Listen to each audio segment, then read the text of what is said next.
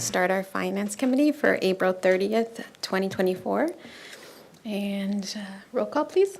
Okay, we'll start with Committee Member Harmon. Here. Vice Chair Friedman. Here. Chair Gutierrez. Here. Do we have any public comment? We have one speaker slip. And Steve Leiter.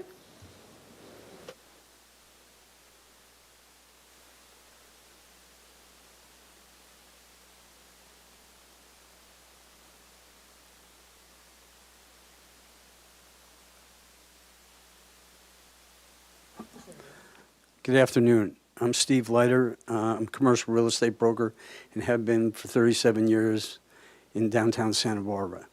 I understand the magnitude of the fiscal issues at hand here with the parking dilemma that we have, but it's kind of This is not general public comment. It's for the agenda item on. well. Can I get to it? We have to go through the item first, and then we can get the public comment for the agenda items for the parking fee? Is that what you are here to speak on? Yeah. Do you want me to do it now, or do you want to do it after you? Later, yeah. This is public comment for general public comment, items that are not on the agenda for today. So we can move on to our first agenda item. Fiscal year 2025 downtown parking city administrator's recommendation budget proposal. Thank you very much, Chair Gutierrez, members of the Finance Committee. My name is Keith DeMartini, and I'm the city's finance director. I'm here with a number of staff in Public Works, Downtown Parking, and Finance to present an overview of the downtown parking recommended budget for fiscal year 2025. On this slide, you will see the recommendation that is before you today, and it is slightly different than what is included in the council agenda report that was published in the agenda last Thursday. And so I do want to call that out and make sure that it's very clear what the updated recommendations are today, and then I will turn it over to staff. So first, the recommendation is that the Finance Committee receive a report from staff with proposed changes to downtown parking's funding model and the city administrator's recommended budget for fiscal year 2025, and recommend that council approve of the proposed changes, including changes to parking rates in city garages, surface lots, and on city streets within specified areas. Staff has added a third recommendation on this list, which is to recommend that council approve of the alternative option, including outdoor business facility license fee and plaza support and maintenance funded by the general fund, and planned capital improvement projects funded by Measure C. So this is an alternative recommendation. It is written so that the Finance Committee could consider either recommendation B or recommendation C. It wouldn't be appropriate to approve both of them because they would not be approved together. And so I just wanted to make sure that that was clear. And I also wanted to note that the geographic location of the proposed paid on-street parking zone is slightly modified in the PowerPoint presentation that you will see today as well, compared to what is in the council agenda report, and staff will talk about that shortly. So thank you very much. You're going to have some support for C as you go along with this report. We're going to hear the staff presentation, then we'll have public comment. Thank you.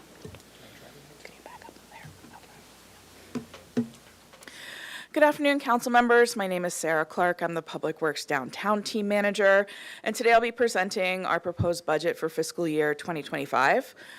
Before I go any further, I want to take a moment to acknowledge and thank our downtown parking staff who have put in an enormous amount of work to get us to this point. We knew when we submitted our 2-year budget last year that we'd have to make major changes to our operation to generate sufficient revenue to fund our program for FY25. So we've been working on this in some form pretty much since the fiscal year started back in July. I especially want to thank Megan Salas, who is here today, and I'm sure will be helping to respond to some questions, who led our budget preparation this year and who has run numbers and analyzed about about 1 million different scenarios for revenue generation and expenditure cuts. I also want to acknowledge Kayla Todd, our accounting assistant, and Ethan Pitney, our parking resources specialist, who provided data and research support, along with our new downtown parking manager, Ed France. Ed has only worked with us for a little over 2 weeks now, but he's had to hit the ground at a full sprint. And he's still here, which is testament to him. So at this point, you're all aware that the downtown parking budget is facing major challenges this year, as we have for the last several years now. Today, I'm going to walk you through those challenges, along with the solution that we've developed after months of research, analysis, and community conversations. We're recommending that this committee approve and recommend that council approve our proposed changes, which include changes to parking rates in city garages, surface lots, and on streets within the Central Business District. We'll also be presenting an alternative option that does not require us to make these changes, but which creates new obligations for the general fund and for Measure C. So let's get into it. This map gives an overview of the parking system in our Central Business District. The circles outlined in yellow are our parking structures, and the blue circles are our surface parking lots. You can see the Central Business District is designated by the sort of beige-ish area. You've got the area south of the freeway, which is part of our parking system, but which is not included in that area. And then the downtown core you see within one block of State Street outlined in dark blue here. So the downtown parking system has been serving downtown for over 50 years now. Every year we process between 3 and 5 million customer transactions in our parking lots, to say nothing of all the people who use our commuter lots, which means that if we were McDonald's, our sign would read over 100 million served at this point. We've employed thousands of our local youth, often giving them their first job experiences. We're often the first thing people experience when they arrive in Santa Barbara and the last thing they see before they leave. Having a shared public parking system has enabled us to develop a beautiful, walkable central business district without all of the parking and strip malls that characterize so many of our neighbors to the south. But our parking system is not and has not for many years been generating enough revenue to maintain our capital assets. The parking structure that you see here, which is the library garage, was built in 1969, so it's about 54 years old now, which for a parking garage is basically prehistoric. The Libero garage was built in 1977. Lots 2 and 10 were built in conjunction with Paseo Nuevo back in 1988. And our newest facility, which is the Granada garage, is now about 20 years old. So these facilities are well into their service life and require significant investment in order to maintain. So just as an example of that, we've spent over $180,000 just to keep our elevators running this year. So that's just not building anything new, not even any major catastrophic failures. That's just to keep things running. We're spending over $300,000 to make roof deck repairs, and even more are needed. The badly deteriorated pavement in Lot 5 is going to cost around $800,000 to repair and repave this year, and those are just some examples. So you get the point. Our legacy infrastructure is well into its service life. It requires significant investment to maintain, but it is critical, it's absolutely critical to the functioning of the heart of our city. And this is not a new problem. It was not caused by COVID, although COVID and the massive revenue losses we experienced certainly compounded the problem. We've been aware of a structural deficit for years. Back in 2015, we projected that our fund would exhaust reserves around 2024, and here we are. We're facing rising costs, just like everyone else is, wages, deferred capital, insurance, overhead, et cetera. And then on top of all of this, we don't necessarily use the best management practices that are common in other cities across the country and across California in order to optimize our revenue. So back in 2019, we had Walker Consultants analyze our finances, and they determined that our funding gap was large and it was growing over the next 10 years. So between 2020 and 2031, 2031, they estimated that we needed to be generating approximately $2.6 million more in revenues annually than we have been in order to sustain our system and fully fund our capital needs. And that estimate was before inflation took off, and some of our costs have quite literally doubled since then. So now there's the matter of the subsidized parking period. The 75 minutes free courtesy of local merchants was true years ago, but now our parking and business improvement area assessments cover less than 15 minutes of the quote-unquote free period. The rest is subsidized by the city to the tune of about $6 million each year. So let's get into some of those numbers. Here's where we are right now.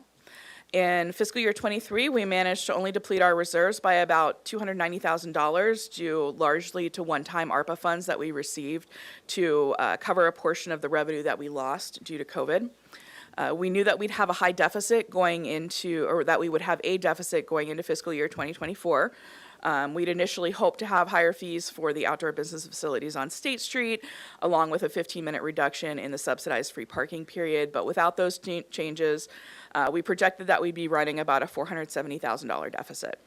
Unfortunately, it's looking like we're going to fall short of our revenue projections and also spend more than expected, leaving us with about a $1.8 million deficit and dropping our reserves below council policy levels this year. So for fiscal year 2025, if we account for the expected cost increases and our planned capital program, we could expect to run a $3.8 million deficit, which would exhaust our reserves entirely and require at least a $2.3 million general fund transfer in order to support our operation. We're calling this our status quo budget, and given the city's financial position and expected general fund deficit, this is not an advisable transfer of funds. It would be a major impact to the city's ability to provide other services, and it would only compound over time. So the blue line on this graph indicates that the level that we should have in reserves according to council adopted policy. The green bars represent where we are now, and the red bars represent where we would end up under a status quo budget scenario. So those red bars indicate the magnitude of general fund subsidy that would be required as the years progress. Healthy parking system management and revenues allow downtown parking to serve so many functions essential to the heart of our city and to buffer our program for a rainy day. By operating as an enterprise fund, the system is funded by the people who use it, the people who drive downtown and park their cars, and not by people who walk or ride bikes or take transit. In turn, all of the revenue that we received, we invest back into downtown, whether that's cleaning, repairing our facilities, maintaining State Street, and also being the eyes and ears of downtown. Downtown parking staff are certainly not first responders, but we are often the first who are on scene when something goes wrong downtown. A lot of times we're the ones who end up spotting it and are able to call police, fire, EMS as needed. In turn, this allows the city then to focus its general fund revenues on other critical basic services, which you're all familiar with, including Parks and Rec, library, fire, and police. So we could borrow from other city services to patch up our current needs, but without rebuilding our own umbrella of reserves, our needs might impact our sister departments and the ability of the city to provide those valuable services.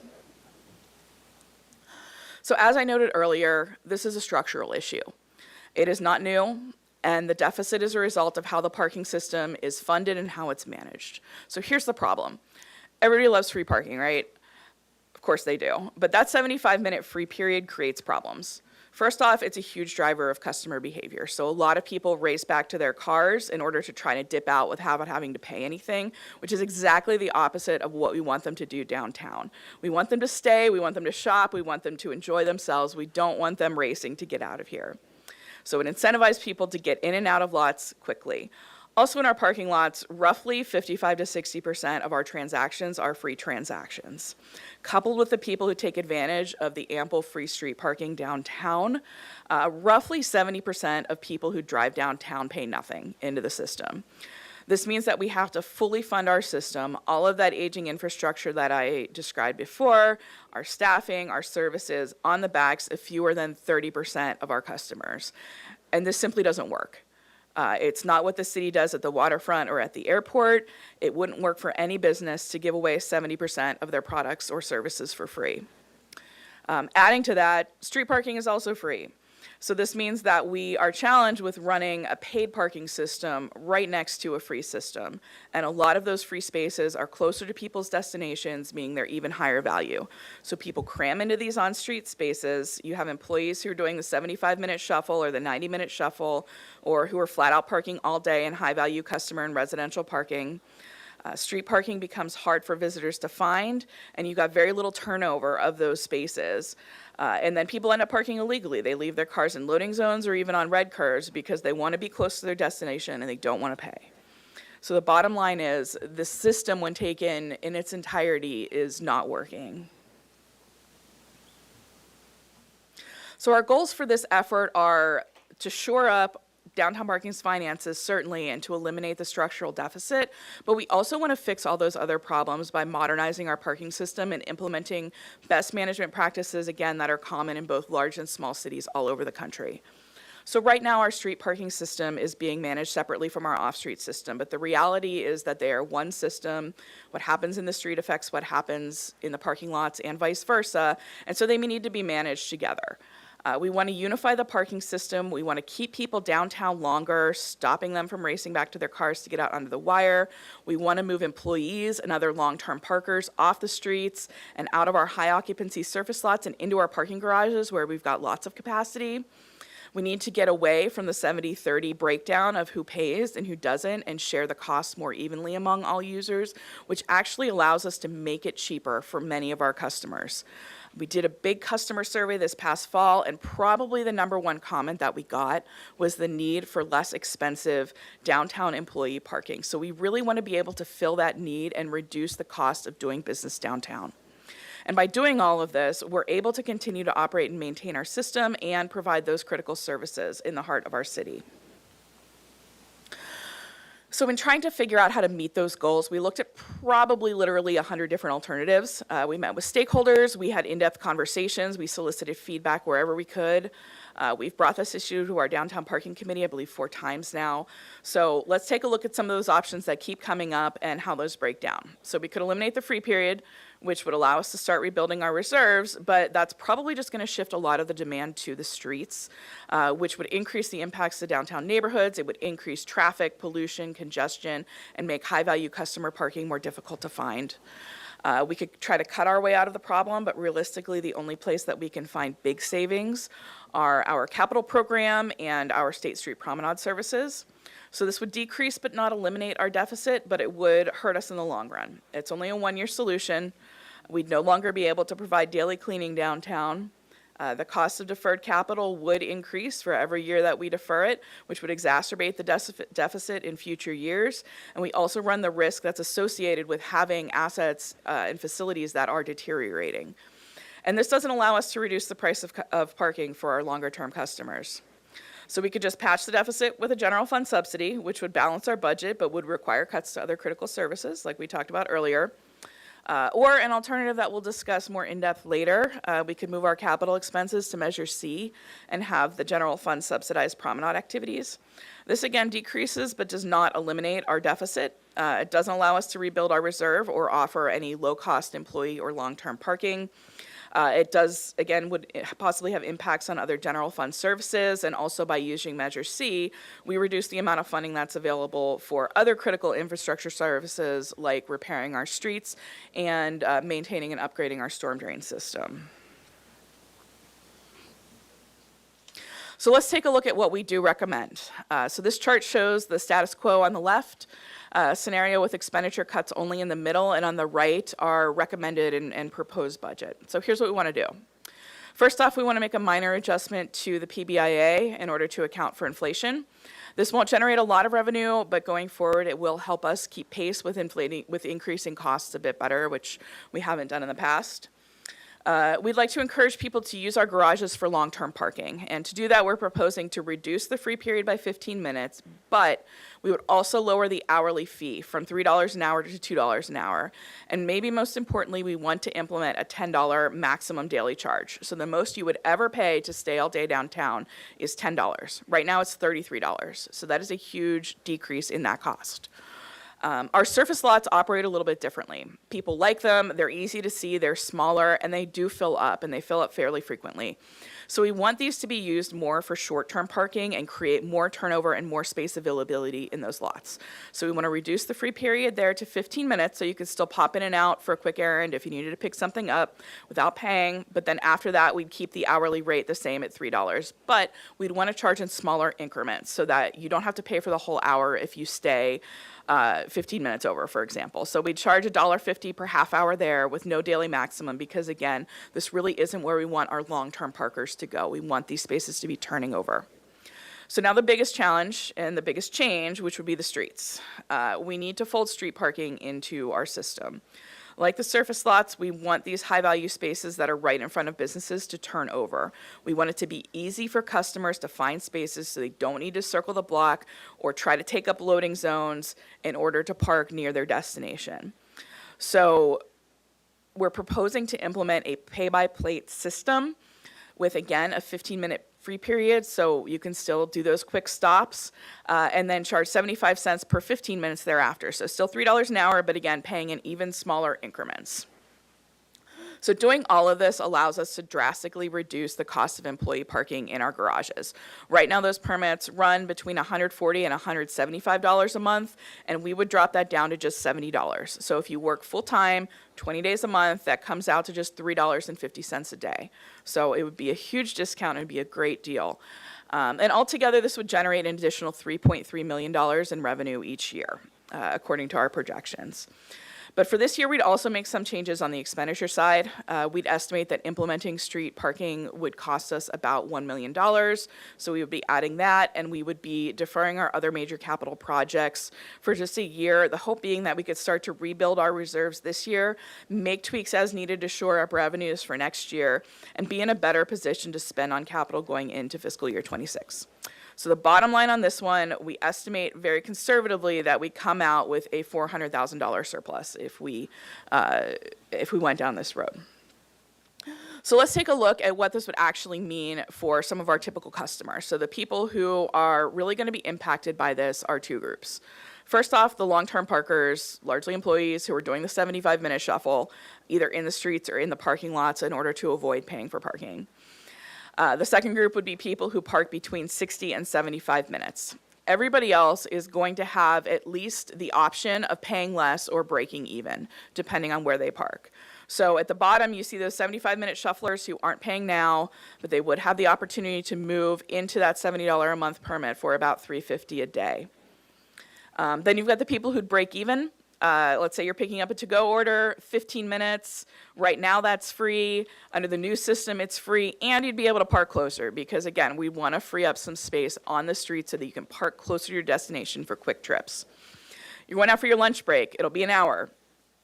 Right now, that's free. Under the new system, that could be free if you wanted to park in a parking garage, or if you wanted to park closer to your destination, it may cost up to $3. Let's say you're going out for dinner and a movie, spending about 4.5 hours downtown. Right now, that costs $12. If you parked in a garage under the proposed system, it would cost $8. If you're going out spending an hour and a half for dinner, right now that costs $3. That would go down to $2 again in our parking garages. For a coffee date, 45 minutes, you'd about break even. Right now, that's free. In the future, it could either be free again if you park in the parking garage, or if you want to park either in a surface lot or on street to be closer, it could be up to $1.50.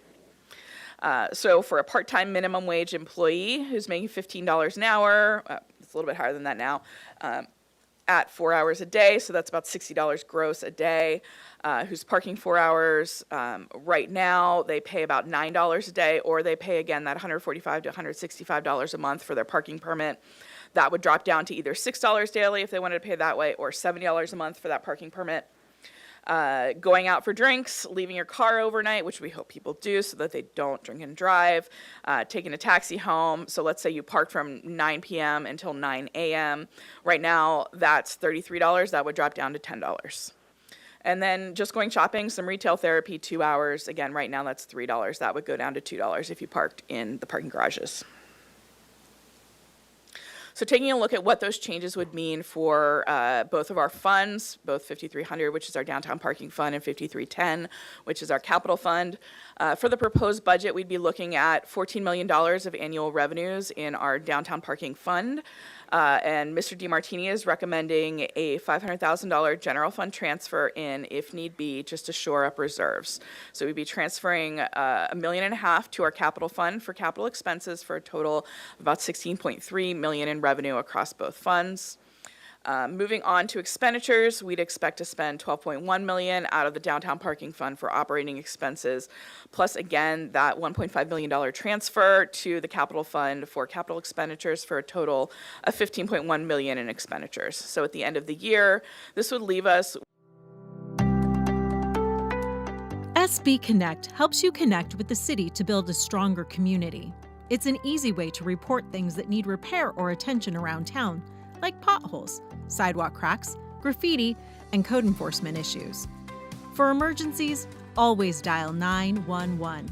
But for less urgent issues, just point your phone, snap a picture or short video, type a description, and click Submit.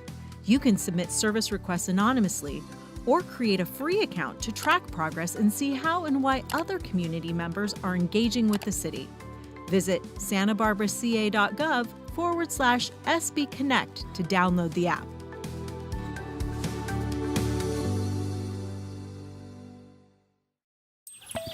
Rain or shine, water conservation is a way of life in Santa Barbara.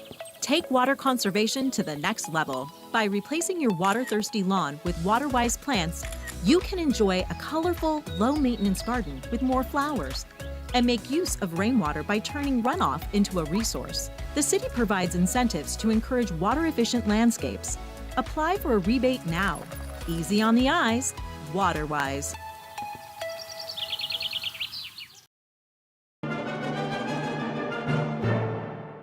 As more customers are choosing that rather than coming in and writing us a check or giving us, in some cases, cash.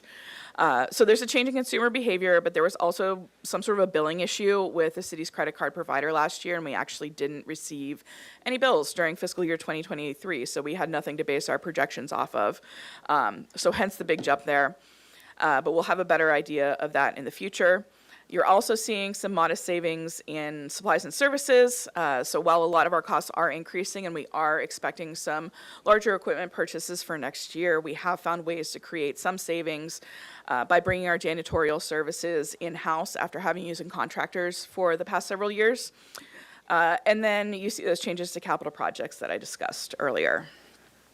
So here's the revised version of the chart that you saw before, this time keeping our fund balance in the black, although not quite reaching our policy reserves target due to the capital backlog that we'll need to work through over the next couple of years.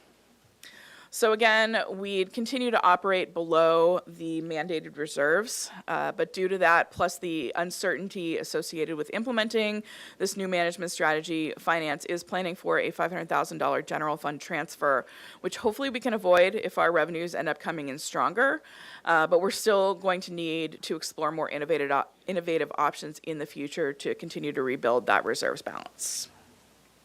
So I want to discuss the other alternative proposal that I touched on earlier, this idea of funding our capital needs via Measure C and having the general fund support promenade services. So this proposal would require just shy of $1 million in general fund subsidy, plus an additional $2.35 million in Measure C support.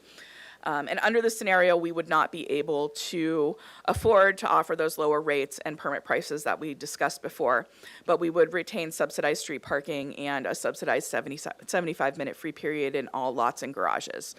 We'd also retain the $3 an hour rate and the $33 daily max, so we wouldn't have any changes for the customer on that end. So if you take a look at where this gets us, we'd still be running a deficit of about $500,000, and this would reduce our reserves balance total to about $985,000. In addition, the city would also need to look at what impacts that would have on general fund expenditures and on Measure C expenditures. But this would be another option to look at.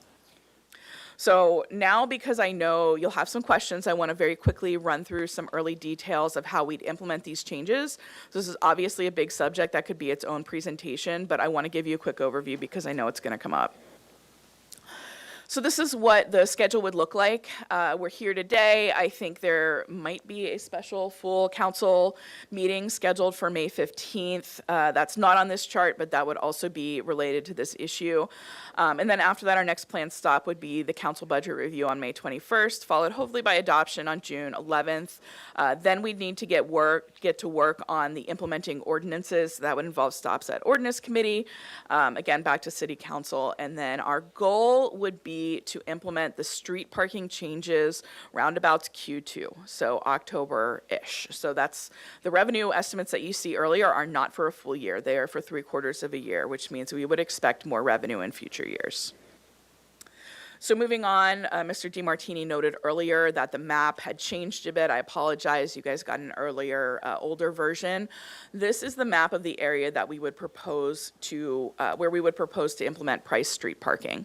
So north of the freeway only, so from the freeway up to Sola Street, and then everywhere within 1 block of a city parking lot. So it would go out to and include Santa Barbara Street and Delavina Street, and then all the 0, 100, and 100 blocks between, again, the freeway and Sola Street. And those are largely commercial areas. There really are not a whole lot of residential uses in there, although hopefully in the future there will be more. The exception being Delavina Street, which does have residential uses and residential permit parking on it.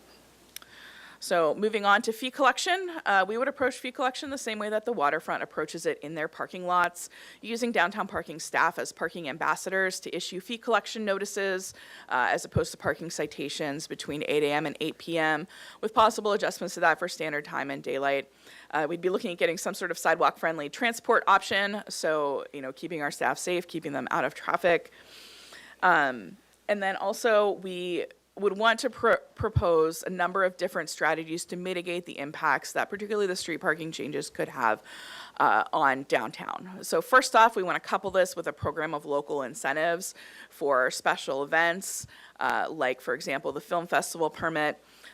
We've been discussing doing something like an arts and culture pass for people who are income qualified to visit a certain number of times per month to, for example, museums and the libraries, and that would be no cost. And then others as we are able. We know that there's a lot of demand to do something, again, a locals pass or a residence pass, much like they have at the waterfront. But that's something that we're really going to need to figure out if we can afford, frankly. It's something that we, things like that or other incentives are things that we would have to evaluate our revenues to see what changes might be able to be made in the future. And then, of course, resident permit parking. We understand that these changes might push a little bit of parking out onto some of the non-priced blocks, and we would be ready to mitigate those impacts. So all of these areas are already designated for permit parking areas. We'd implement an expedited request process, so blocks that don't currently have permit parking on them, we'd give them a faster and easier way to get those signs up. And then for any new blocks that are added or new residents coming into the program, we'd waive their permit fees for the first 2 years. So we want to try to sort of ease the way and ease the changes for those downtown area residents. I also want to note that for people who live downtown who do have residential permit parking, they would be exempt from having to pay for Price Street parking with their residential parking permit. So if you already live there, and already have RPP, it really wouldn't be a big change for you. You'd still be able to park all day without having to pay as long as you had your resident parking permit. And hopefully you'd have less congestion on your street, so it'd be easier for you to find parking closer to your house. So moving on, obviously, again, this is a big new undertaking for us, so we'd want to make sure that we were evaluating the program on an ongoing basis. So monitoring revenues daily, reporting out monthly, and being ready to adjust and adapt as needed. So we'd look at establishing occupancy thresholds, for example, on the street, adjusting fees when occupancy is consistently lower. So if we find we lose a lot of parking on that street, more than we'd want, we could lower the fees potentially and bring people back in there. Again, RPP, we'd look at ways to sort of trigger offering RPP to residents when occupancy is consistently high on their block. So if we're observing impacts in certain areas, we want to be ready to respond and to adjust as need be. So with that, I'm going to wrap it up, and I will take your questions. Ms. Harmon. Thank you, Chair Gutierrez. Thank you so much for this presentation. This is depressing, but very thoughtfully put together, so really, really appreciate it, and so much information. This was very helpful. I just am going to ask two questions today. The first is, with these changes, and have you thought about the potential implications for use? Do we anticipate that more people will use these lots? Will less people use them? I mean, have we thought about what impacts this might have to actual vehicles coming downtown, if any, and how that would impact our bottom line were we to make these changes? Sure. Chair Gutierrez, Councilmember Harmon, I'm going to ask Megan Salas to join us at the podium. She built in quite a number of assumptions about behavioral changes to the revenue estimates you see here, and so I'm going to let her walk you through what those are. For these revenue estimates, we did expect to see a shift of parkers moving from the street and from the surface lots into the parking garages, which is the goal. Oh, okay. So we built into this expectation of a 10% increase of parkers within the parking garages and a 25% decrease of parkers within the surface lots, based on the occupancy of the current occupancy of those lots. And then to the extent, I guess that's where the monitoring and evaluation comes in, to the extent we see some significant, and I would hope that this wouldn't happen were we to move forward, but let's say cars just stopped coming altogether, that's, at that point, we would revisit this. That's sort of the intention behind the ongoing evaluation. Correct, yes. Okay. Awesome, thank you. And then my only other question, and Ms. Clark, this is probably for you, but I'm not sure. I appreciate that there are a couple of opportunities built into this for like short errands. I have never been able to do anything in 15 minutes, and certainly would not be able, I can't even get out of my car in 15 minutes with the large number of children I now have. So how did we arrive at that number, and what would be the implications of increasing that 15 to 30 minutes? Where it seems more reasonable that an errand could get done in 30 minutes, pretty unreasonable for most people to get an errand done in 15. Sure. Excuse me, Chair Gutierrez, Councilmember Harmon. So 15 minutes is pretty standard in parking management for short-term parking. So if you look all around our city, those green zones are 15-minute parking zones. So that's sort of the expected amount that you would stay. Again, these are really just pop in, pop out. Think of it like picking up a takeout order. I know that certainly there's quite a few errands, even ones that are intended to be quick, that are going to end up taking longer than that. At this point, I don't believe that we have analyzed, maybe we have. We'll take a look. Megan may have those numbers for 30 minutes. I apologize, I don't have them for the street, but I do have for the parking lots. If we increase the surface lot free period to 30 minutes, that would decrease projected revenues by about $500,000. Thank you. Councilmember Friedemann? Thank you. I have no questions. No, I'm just kidding. Just want to make sure you're all paying attention, because I'm going to over-question you right now. So they're kind of a little bit out of order, but I wanted to first appreciate the what you've done as staff, because it's not an easy situation that we're in, and I'll get to that in my comments later. But I just want to appreciate that all the work that went into this, because it is a tough problem to try to solve, and it's going to take many years to solve it. So my first question, if you could pull up slide 22, I want to start with the alternative proposal for Measure C. The first question I have is, the way I read this, 2.3 or 2.4 million would go from downtown parking to Measure C. And so two questions. One is this intended to be 1 year, or is this going to be multiple years? Yeah, go ahead and answer that one, then I have a follow-up question Sure. on that. Vice Chair Friedman, thank you so much for that question. At this time, staff is proposing this alternative as a 1-year option. And so it's perfectly allowable for Measure C to fund these types of projects or capital. It's downtown. And so it's perfectly allowable for the council and the finance committee to consider that. And so it would allow us to continue working on potential longer-term solutions in preparation for the fiscal year 26 budget cycle where maybe something else will be proposed. Okay. And then my follow-up question, I'm not sure if it's you or I see Mr. Maurer in here, but so when we use Measure C, one of the main issues we're trying to address is our pavement condition index and trying to get everything up to 70%. And last night at the kickoff to the Essential SB presentations, and we've heard it before, is there's a significant number of our roads, I think it's around 30%, that are in poor, very poor condition. How would transferring out 2.4 million affect our ability to continue to improve our roads? Would there be delays? The reason I bring this up is originally when there was the proposal to paint the bike lane down the center of the promenade. Originally, the funding was going to come from Measure C, and we found out that it was going to delay a road that had a very low condition index. And then when we found out the PCI was low, we switched it. So, how would this affect our ability to continue on improving those roads? Yes, Chair Gutierrez, Vice Chair Friedman, it will affect it. The effect for 1 year may push out a contract.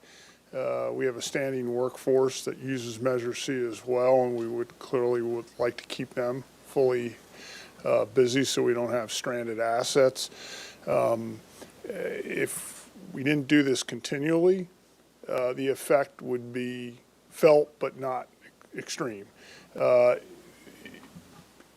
We have a lot of capital requirements in this city. Our city's not getting younger, it's getting older. And Measure C, taking care of these infrastructure requirements, it's a challenge. And it's not a matter of we're faced with frivolous requirements. All the requirements are legitimate. It's just which ones do we prioritize to the top?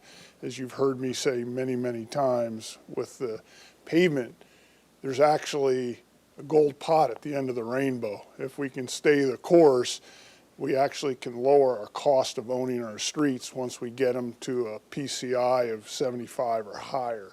And that's what we're striving for. Every time we're faced with these type of issues, they are legitimate, very legitimate requirements. And we have to balance all this out, but that pushes that pot of gold further out. And then it's possible that with those delays with inflation, it would exacerbate it because of the inflationary period we're in. Oh, yes, of course. Thank you. It's just I want to make sure that we have that as something to consider. Thank you, Mr. Maurer. Next question. I just had a question a while back on it was the parklet fees that came to council. We ultimately adopted a $2 per square foot parklet fee. The original proposal was $5.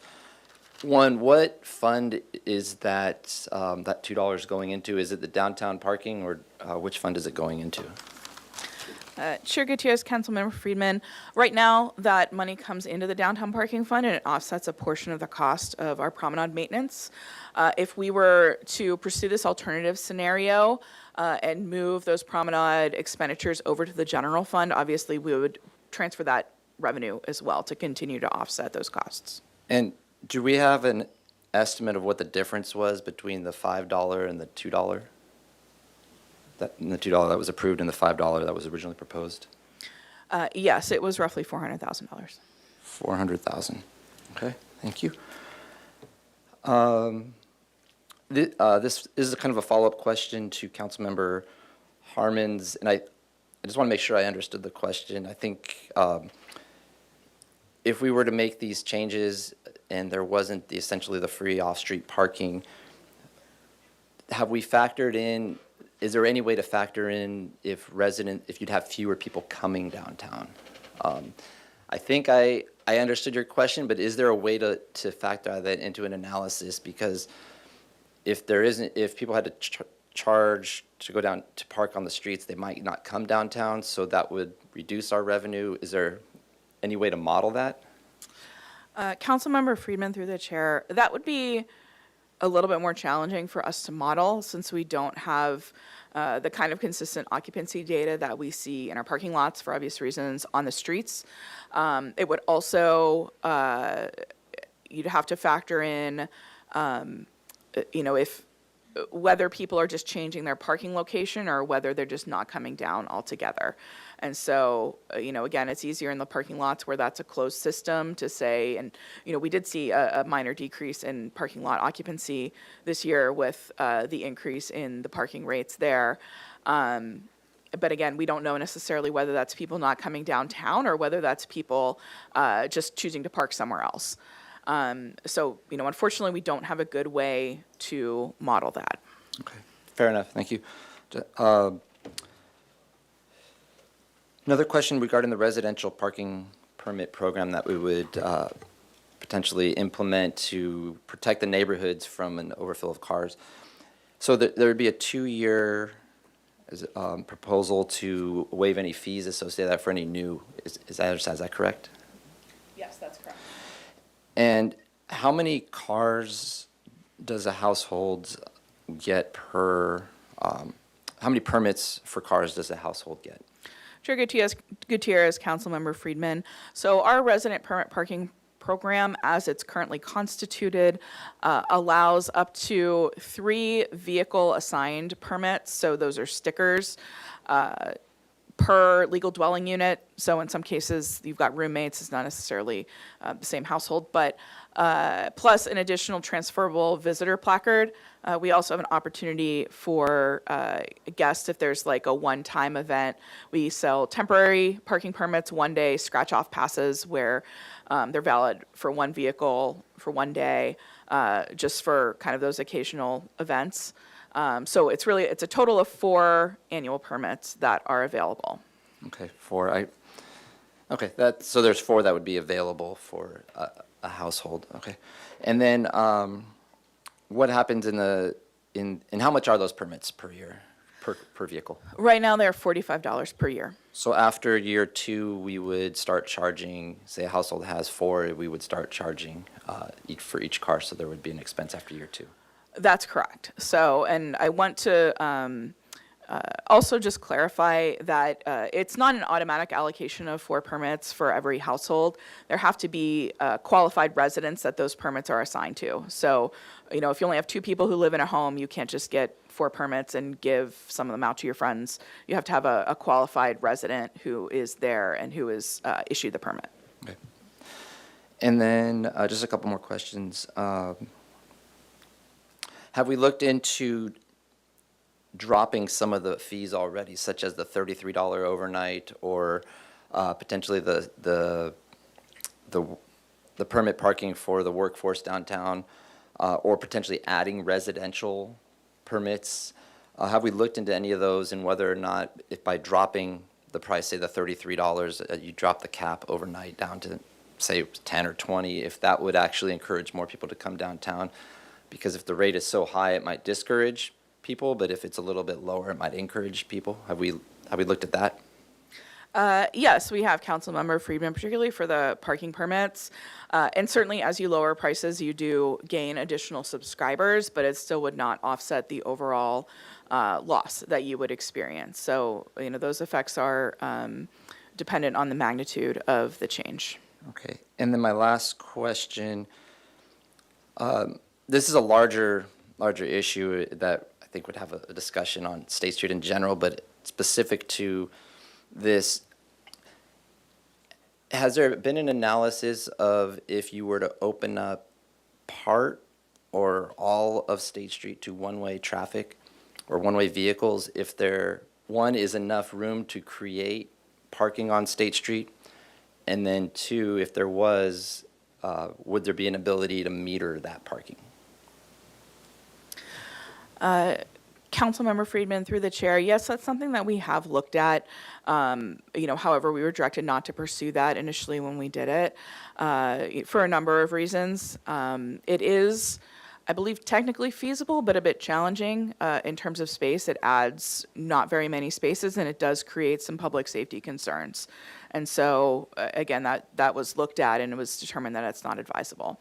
We can meter street anywhere that you approve us to meter street parking. So, Okay, that is all I have for now. Thank you. I have 3 questions. Do we have like a line item on the capital funds? So, and what would be the cuts exactly on those, on that capital fund? Chair Gutierrez, are you asking about the capital that we're planning to defer, or the capital that we're planning to move over from downtown parking, or from other, To defer. what was that? The capital fund that you are going to be deferring. Of course. One moment. So the projects that we would defer would be the Amtrak building roof repair, some garage floor and joint repairs, the revenue control system upgrade. So that is the planned replacement of our now end of life or past end of life parking access and revenue control system, which is all the gates and associated equipment that lets people in and out of the parking lot and allows us to collect money. As well as some improvements that we had planned for the Ray Road entrance of the depot parking lot. That's associated with years ago when we incorporated the lot at Enterprise Fish Company into our, from RDA into the regular lot operations. We did kind of a temporary solution on that Ray Road area, and we want to make it permanent. So that is what we had planned and scheduled, and that is what we would be deferring. However, I would note that for the revenue control system, implementing on-street parking would dovetails nicely with that. And so we sort of get the ball rolling by doing that, because we'd be looking at getting pay on foot or self-service pay kiosks similar to what we would use if we decided to go to a model in the parking lot that was more self-service reliant. If we were to transition, for example, surface lots to a pay on foot or to a pay by plate system. So. And then my second question, when was the last time that we raised fees for parking? Sure, Councilmember Alejandro Gutierrez. We raised fees just at the beginning of this fiscal year. So we went from $2.50 an hour to $3 an hour. So in conversations, I asked staff, how did we get to this situation? And I know compared to other cities, our parking fees are not as expensive as other cities. So when was it when we kind of missed the ball in like raising the fees so we wouldn't be in this crazy situation? Sure, Chair Gutierrez. As I noted it towards the beginning of my presentation, we have known for nearly a decade that we were headed to this situation. It is not new. However, as you're aware, there is quite a lot of resistance to increasing parking fees and to doing anything with the subsidized parking period. So for many years, because we had healthy reserves, even though we were projected to deplete those reserves because they were healthy at the time, it wasn't viewed as being as urgent. And so there was not the ability to sort of garner the same kind of support for making those changes.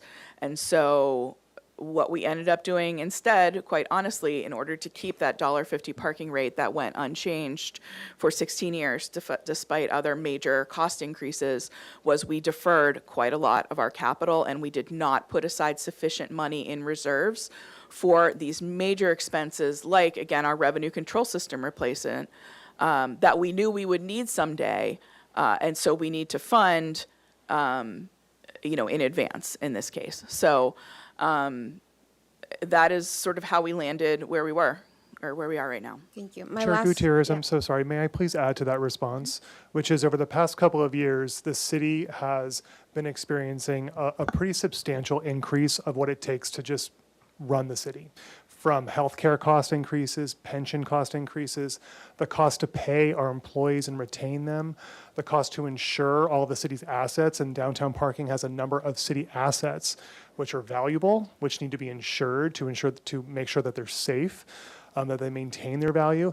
And so when you put all of that together, the cost of continuing to run the downtown operation has grown substantially. I would say even more so than what was necessarily projected even 9 years ago when the study was first conducted. So that also added to this.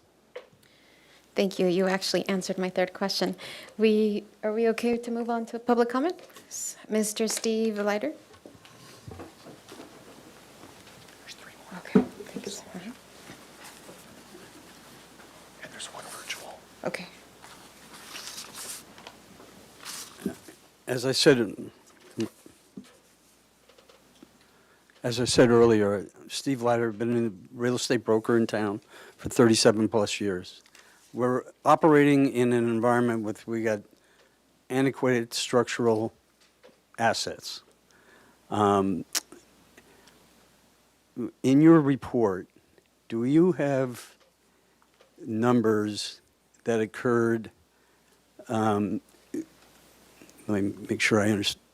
Do you have numbers that once we closed State Street, how it affected the various parking lots, the the vehicles traveling into and out of those parking lots that you monitor on a regular basis? So, oh, go ahead. Sorry, Mr. Leiter, thank you so much for being here. Staff is not able to respond to public comment. This is just an opportunity for you to make your comments, Okay. please. Thank you very much. I think you need to take a big look at that number, because you do, every time I go in, whether I'm in there 5 minutes or 5 hours, I get a ticket, okay? And I would submit to you that you've seen a sizable fall off in all the parking structures once we close State Street, okay? We've also brought on some of these kind of offline hotels that have been office building conversions to self-service hotels. Do we charge them, as part of the TOT tax, a parking fee? I'd ask you that question.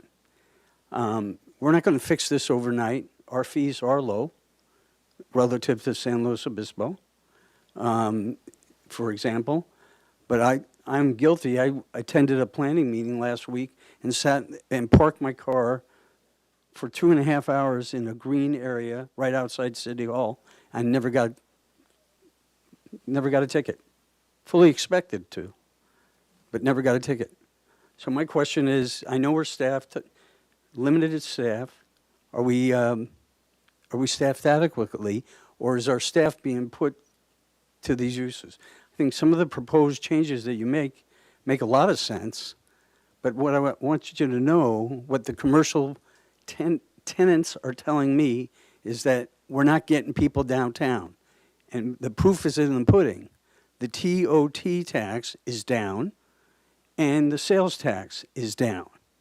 People are not coming downtown. And your suggestion, Councilwoman Harmon, 15 minutes is not long enough to dodge in and out if you're lucky to get a green space, okay? So my point is, we got to raise the bar. I think those numbers are in some kind of computer system. You know exactly how many people, what the population was coming through from March of 20 to today, or whenever we closed the Your State time's Street. up, sir. Thank you. Okay? And I think you need to take a look at State Street. our next speaker, Nicholas Storr.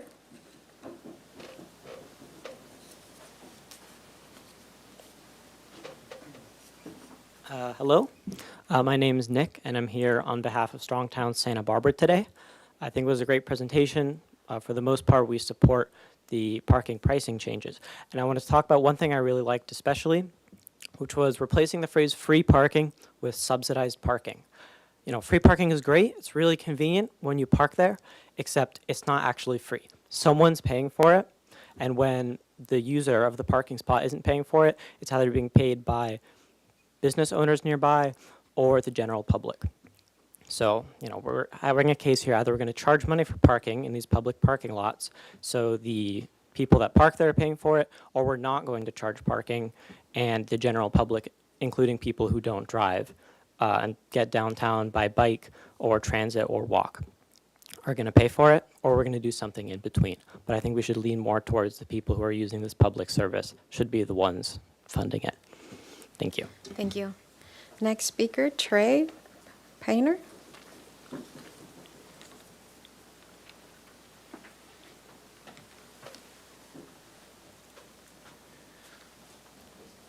Well, good afternoon, Council and Finance Committee. Thank you for your serving today. My name is Trey Pinner. I serve as the chair of the Downtown Parking Committee, and I've been on the committee since 2010. And most importantly, my involvement today is first to thank staff. I know the level of work that staff has put into this. I know you've all thanked them, but you see it every time. But I do need to just let you know how hard they've worked on this project. This is really not just a finance issue. This is a policy and operation issue, although we're dealing with the economics of it today for our parking system.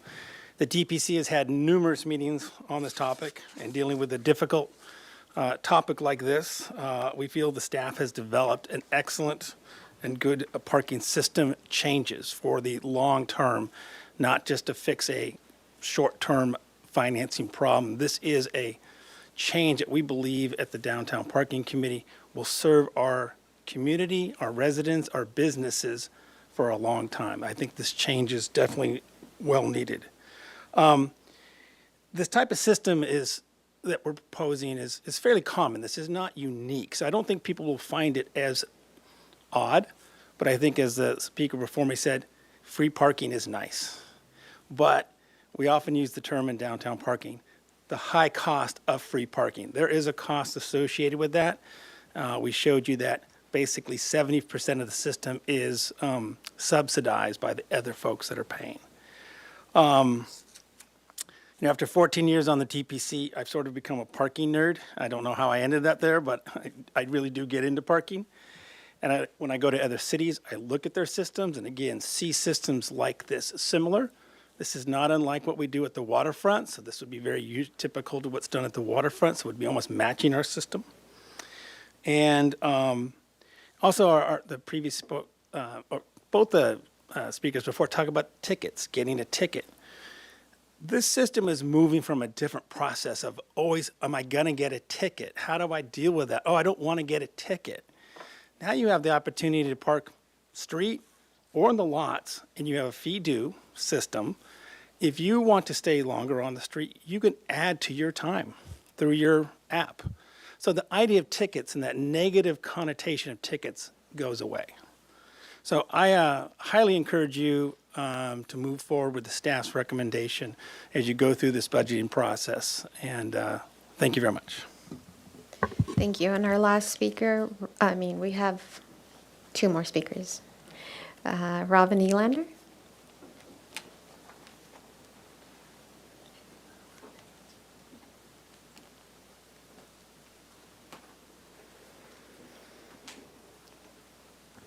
Good afternoon, members of the Finance Committee. My name is Robin Elander. I'm the Executive Director for Downtown Santa Barbara. I want to commend staff and this committee and also the Parking Committee for doing some deep thinking into this work. It is a very difficult situation to navigate, and I think that what has been presented here has really that diverse thought that's needed to move this forward. I think the best parts about this proposal are the $10 maximum fee in the garages. That really does promote longer stays for downtown, as well as the employee parking reduction in cost. I think the other parts of the plan that have been presented will take some public education to really adopt, and my concern is really that public perception in this moment in time that we have. So I really appreciate also the third recommendation C as a potential alternative for this moment in time, shall that seem too strong of a choice with the diverse changes that are going on downtown. But I do feel that the proposal that's put forward is thoughtful and also something that can support downtown in the structural elements necessary moving forward. Particularly, lastly, I want to just say that the staff has worked very closely with the downtown organization and put together many workshops and reiterated this process over quite a period of weeks, and I've seen the results of that in this presentation. Thank you. Thank you. Do we have any online public speakers? Yes, Chair Gutierrez, we have 2 hands raised in the app. We have a call-in user unidentified and Andrew Newkirk. So will the call-in user please identify yourself, and you have 3 minutes.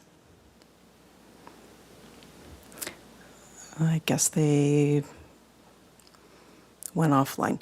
Andrew Newkirk, please go ahead. Can you hear me? Yes. All right, thanks. My name is Andy Newkirk. I'm the vice chair of the Downtown Parking Committee. So I have not been on the committee as long as Trey Penner, but have looked at these budgets for the last few years.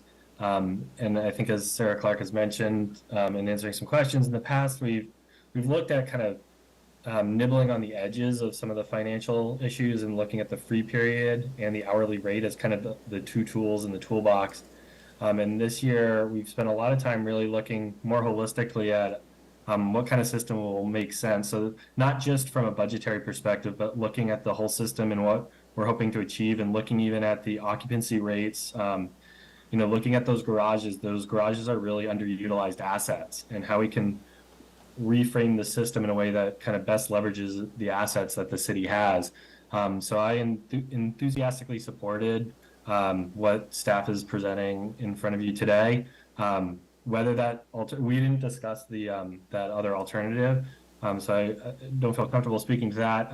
But if we go in that direction as a city, it will just punt this issue to another year. It's not going to become more comfortable, these conversations about the changes. But whenever those changes are made, there'll have to be a lot of outreach. There'll have to be kind of a reframing of the conversation around parking. But I think it's needed to make this system functional into the future. Thanks. Thank you. That's all for public comment? That's We're all. going to move into comments. Councilmember Harmon. Thank you, Chair Gutierrez. Well, I'll start again just by reiterating my appreciation for staff and the excellent presentation and all the clearly incredibly thorough work that went into this. I really, really appreciate it. And I have to admit, I was very much prepared to come in really hot today against this. And the reason for that is because I'm just so exhausted by how expensive everything is. And it seems like every other week we are talking about the need, and I believe it is something none of us want to do, including our staff, but we are just required week after week to increase costs that further burden local families. And so I admittedly coming in here, I was just like, I cannot do this too. But I have to say, I was very much swayed by the presentation and the work that's gone into trying to mitigate the impacts of these changes to the user. And I really want to highlight, and it's not up here, but slide 16 in particular, to me, is the most important slide of this presentation. Because if you look at what it costs right now and what it will cost for the vast majority of users, I think almost everything here either stays the same, very minimal changes, and are offset by savings and other circumstances. This actually, to me, is going to be better for the user. And I think about my experience downtown trying to find street parking, which I constantly try to do for those more than 15-minute but quick errands. It's extremely rare for me to be able to find street parking. So if the ultimate effect of these changes are to have spaces on the street for us to actually run in where we want to go, and the cost overall is lower, it's been framed in a lot of ways, and I think this is a communication problem. One of the speakers commented on this. We really need to think through how to roll this out, because what I heard and understood and sort of assumed we were going to be talking about is yet more expense for local families. And I think actually what you've managed to do is to do that sort of impossible thing, which is to thread the needle and figure out a way to make this sustainable while mitigating and often, frankly, making it more affordable for local folks to be downtown. The employee permit in particular is huge. I mean, I think like that alone is just such a monumental change. And I know you said that was the number one comment on the surveys. That's the number one comment, frankly, that I receive as well. I mean, I didn't get much in response to the change from $2.50 to $3, but consistently over the years, the employee permit costs has just come up, and it is a constant conversation. So that I'm extremely happy to see. And, you know, again, I would just say, like, this is a huge success, in my view. It's going to take a lot of sustained engagement and communication to be clear to community members what they're getting with these changes and how these changes will actually benefit not only downtown parking, but residents who want to park downtown. But I say let's just make a billboard out of slide 16, frankly. So I also appreciated and was happy when I saw slide 1 initially coming in about utilizing general fund and Measure C monies. Councilmember Friedman's question about how that's a one-year stopgap, to me, it's, I'll still be here next year, God willing, so I would just have to do this all over again. So it doesn't seem to be advisable to just kick the can down the road in that way, first of all. And second of all, we have to make cuts somewhere. That is the hard reality that we're facing, and I never want to say no to libraries. I don't want to say no to public safety. I don't want to say no to parks and recreation, but at some point, you know, we can't be thinking about these conversations in isolation and in a vacuum. At some point, we will have to say, no, we don't have the money somewhere. And personally, when I think about my priorities, and what I think the priorities of the constituents and the residents of this city that we serve, I don't think anyone would be happy to see cuts in the library or to Parks and Rec on the basis of keeping these parking rates the same. So with all that said, though, again, it's a very difficult conversation, I commend all the stakeholders, and particularly our staff, for threading this needle. I mean, truly amazing. And you guys know that I sometimes come in here really intense. So the fact that I did a total 180, so much gratitude, and I'll be supporting staff recommendation. Councilmember Friedman. Thank you. So after those comments, I did do a 180 and another 180 and another 180, and I think I'm at 720, or I don't know. I can't go that high.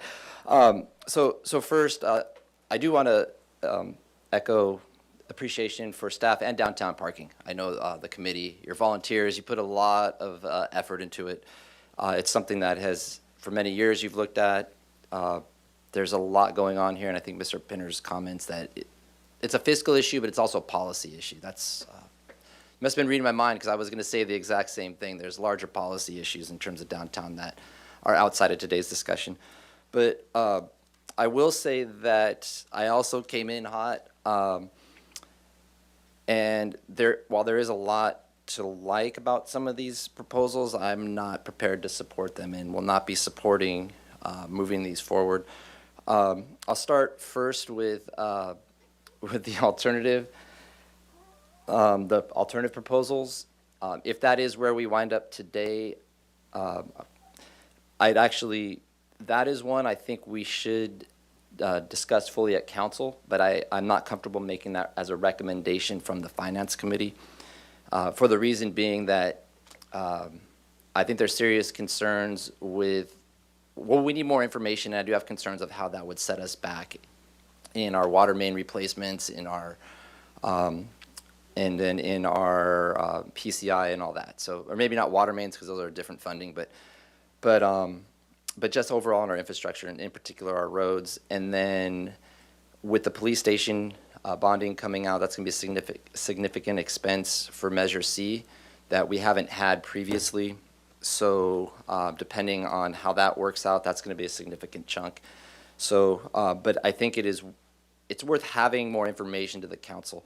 But I also agree with Councilmember Harmon's comments that that would be a one-year stopgap, and I'm not convinced that doing that for 1 year, that we wouldn't be right back in the same year, in next year, having this exact same conversation.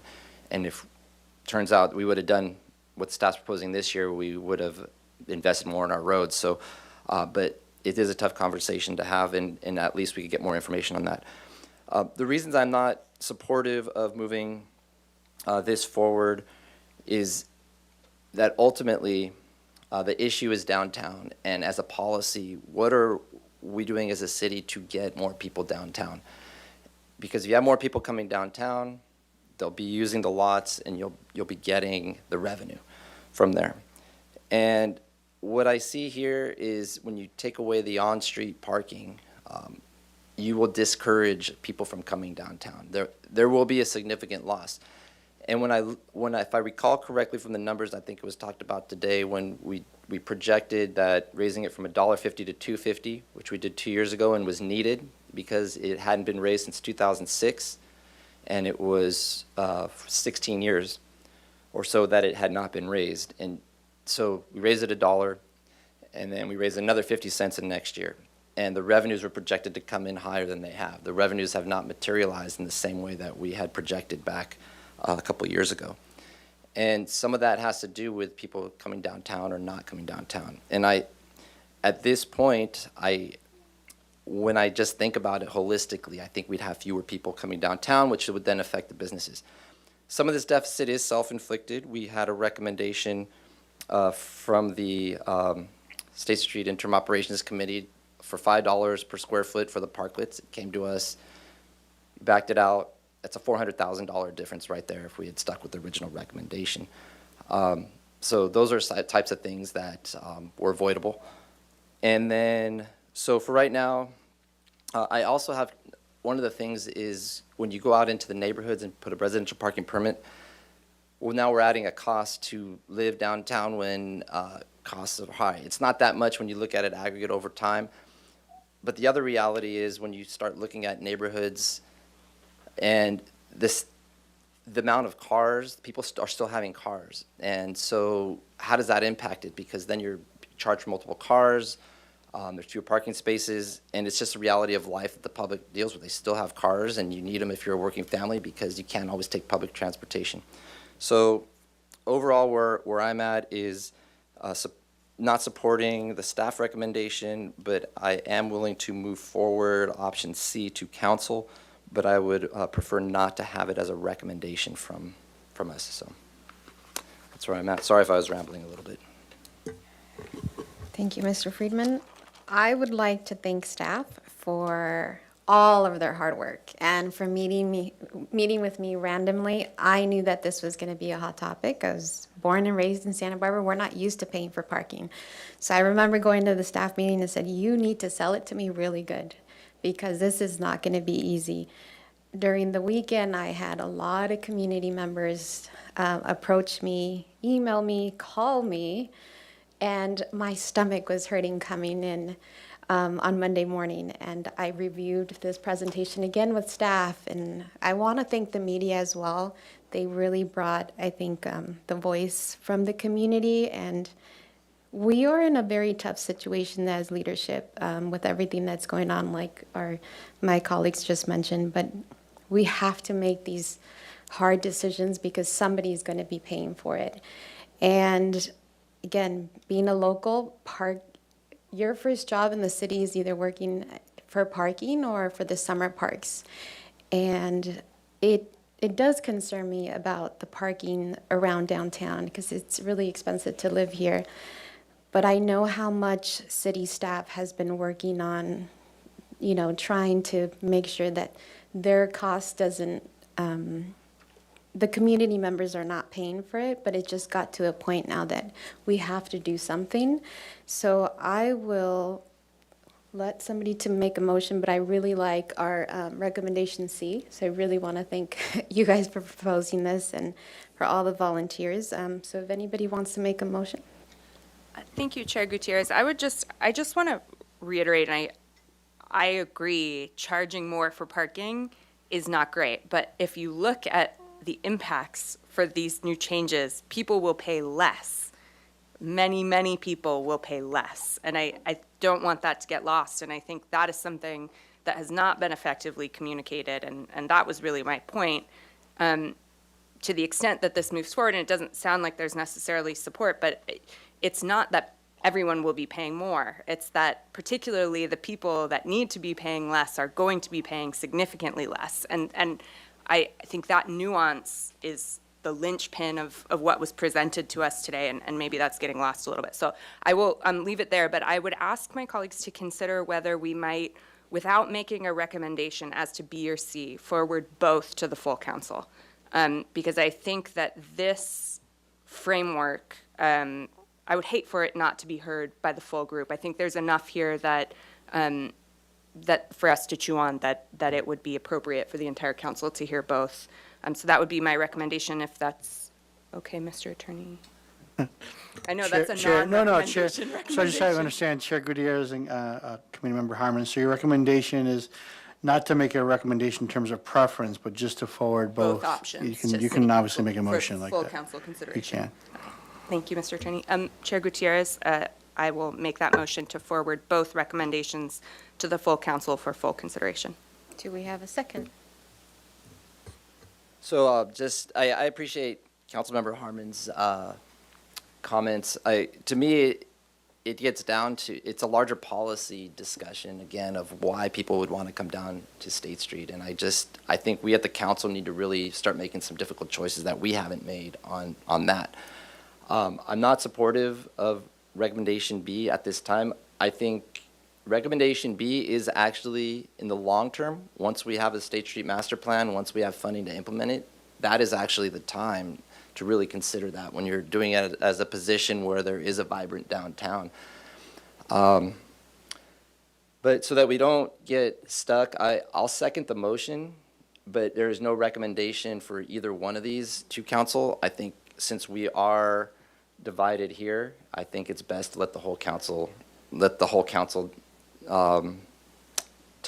talk it out, and we can make our points at that time. So rather than trying to force one or the other. And I also have strong concerns with C as well, so I think it's best just to put it all forward. So I'll make the second, and we'll let the 7 of us instead of 3 of us figure Do it you out. want me to make the second? Or Oh, you- I seconded it, Okay. yeah. Let me get roll call. So motion was made by Committeemember Harmon, seconded by Vice Chair Freeman to effectively move both recommendations as staff has presented before you today to the full city council. And I think to Councilmember or Vice Chair Friedman's point, expressing no preference as to one or the other. Thank you very much for clarifying. So with that, we'll start with Committeemember Harmon. Yes. Vice Chair Freeman. Yes. Chair Gutierrez. Yes. The motion passes unanimously. Thank you. Meeting adjourned.